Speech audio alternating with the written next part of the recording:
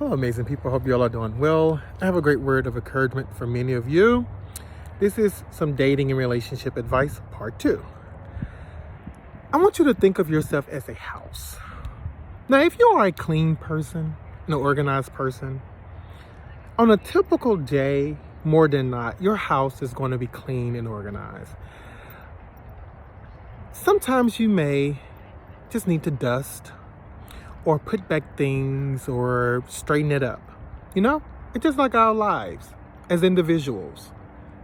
Sometimes we have to really just dust, not really dust ourselves, but just really reorganize ourselves into alignment of our beliefs, our values, and our morals, so that we can be ready for when the person we accept in our lives, in our home, are ready to be welcomed in. Now, you don't want to welcome someone in your home who are filthy, right? You want to have a clean, well-organized home and someone come in with mud, dirt, and debris like they've just come out from an oil field. You will not welcome them in your house to say, come in, without giving them instructions to say, pull your shoes off, go take a shower, then you can lounge and relax. It will always be acknowledging those factors before you just completely say, I welcome you in. So we can't allow ourselves to just welcome people into our lives and accepting them for who they are. No, that is not right. You don't just accept people for who they are, because who they are could be a major problem. It could be the detriment of you. It could be a real problem, a real force against who you are, and that desire of your investment into that relationship. You don't want to continue to invest in something that's full of debris and filth.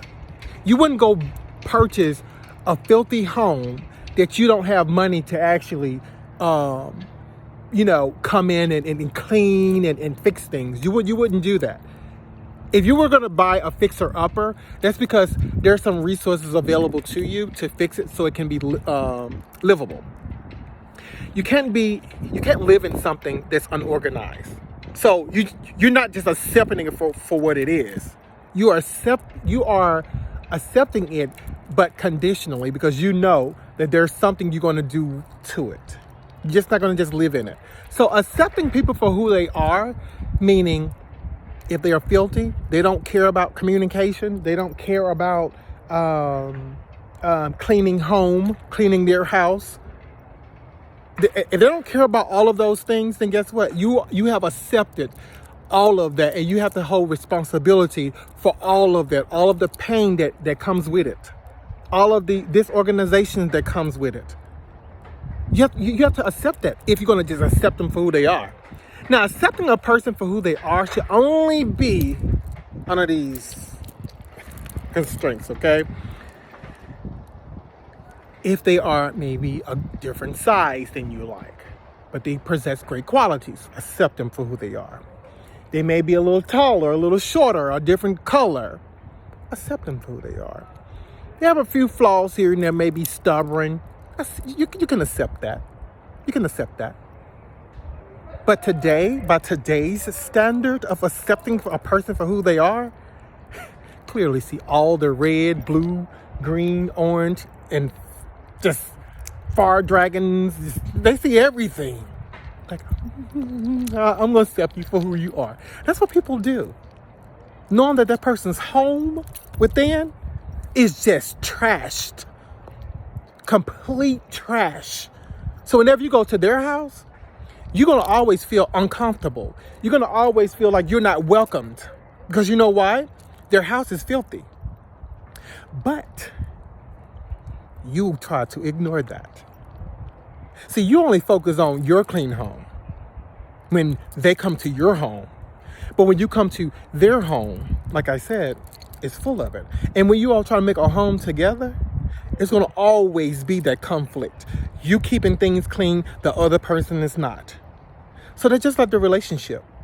If a person does not want to be willing to invest in the relationship, meaning making the necessary compromises to sustain a healthy relationship, they're going to continue to bring in that filthy mindset, the filthy perspective, the filthy values and all of that, what they believe in perspective. They're going to continue to bring that in because they don't see a need to clean something that they believe is already cleaned. A lot of people with filthy homes within believe that it's clean. So you can't force somebody to see something that you want them to see. It's either they see it, they get it, they understand it, or they don't. So just don't accept anybody for who they are. Don't be petty and wishful thinking in the fairy tale that a person needs to look like this, it needs to have this. You don't have to do all of that. Because if a person may be just getting started in their career, you can accept them for who they are right now. Finances may not be flowing, but you can accept that because there's a goal. They're pushing forward for something. But anyway, people, make sure your home is clean. And if your home is clean, make sure the other person's home is clean, or they're willing to clean it. But if they don't see their own trash and mess, the dumbest thing you could ever do is even waste your time to bring it up for a second time. That would be, listen,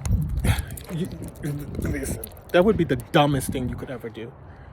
And the dumbest thing you could ever do is waste your hope in wishful thinking, wishing that this person will conform to your standards of how you want them to conform, to get you, to see you, and to receive you. If they're not going to be willing to welcome you in their home that's suitable for you to feel welcome, it's not worth it. Have a good one. Bye.